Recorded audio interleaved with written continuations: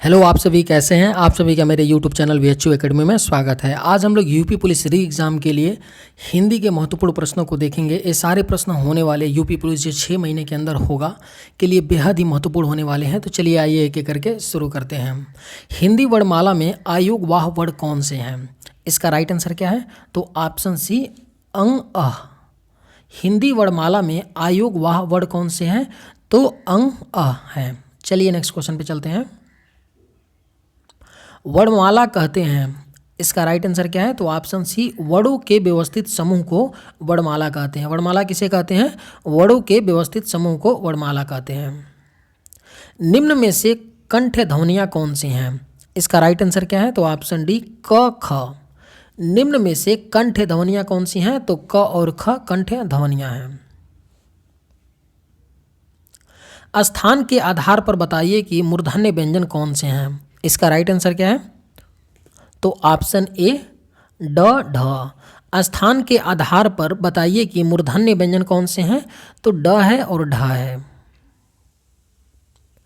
निम्न में से अल्प प्राण वर्ण कौन से हैं? इसका राइट आंसर क्या है? तो ऑप्शन ए क ग। निम्न में से अल्प प्राण वर्ण कौन से हैं? तो क और ग क्या हैं? अल्प प्राण वर्ण। निम्न में से नासिक के व्यंजन कौन से हैं? इसका राइट आंसर क्या है? तो ऑप्शन ए इ है। निम्न में से नासिक के व्यंजन कौन सा है? तो इ क्या है? एक नासिक के व्यंजन है।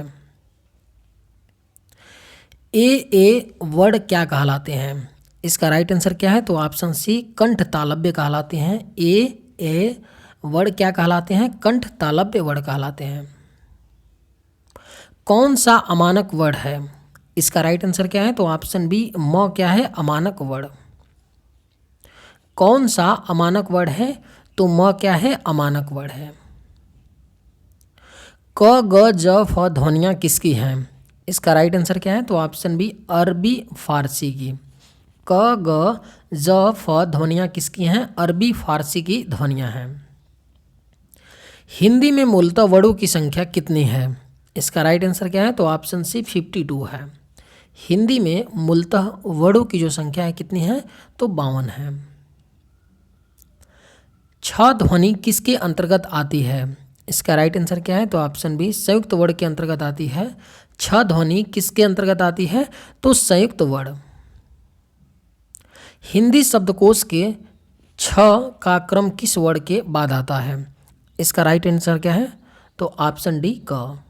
हिंदी शब्दकोश के छ का क्रम किस वर्ण के बाद आता है? तो क के बाद। ज्ञ वर्ण किस वर्णों के संयोग से बना है? इसका राइट आंसर क्या है? तो ऑप्शन डी ज प्लस य से। ज्ञ वर्ण किस वर्णों के संयोग से बना है? तो ज प्लस य के। अघोष वर्ण कौन सा है? इसका राइट आंसर क्या है? तो ऑप्शन सी स है। अघोष वर्ण कौन सा है? तो स एक क्या होता है? अघोष वर्ण। घ का उच्चारण स्थान कौन सा है? इसका राइट आंसर क्या है? तो ऑप्शन ए कंठ होता है।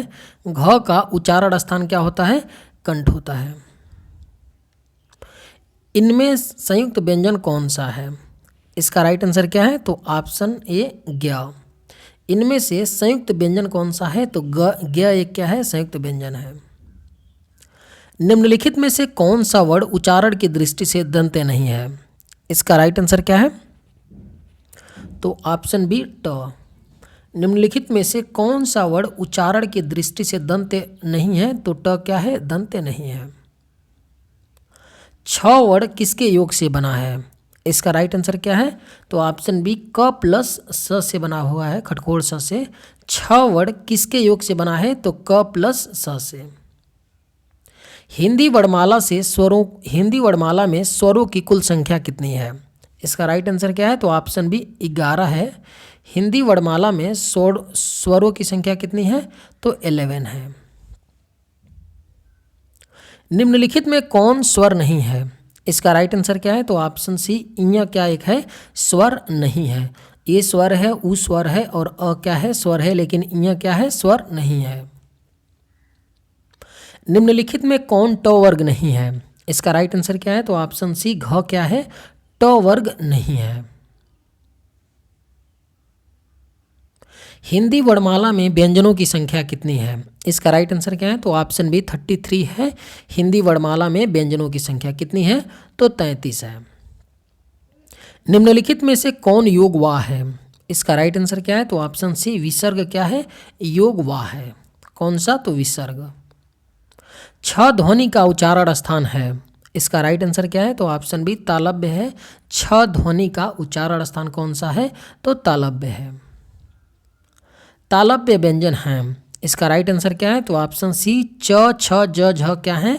तालव्य व्यंजन के उदाहरण हैं च छ ज और झ। य र ल व किस वर्ग के व्यंजन हैं? इसका राइट आंसर क्या है? तो ऑप्शन सी अंतस्थ व्यंजन के व्यंजन वर्ग के हैं। य र ल व किस वर्ग के व्यंजन हैं? तो अंतस्थ। अनुनासिक व्यंजन कौन से होते हैं?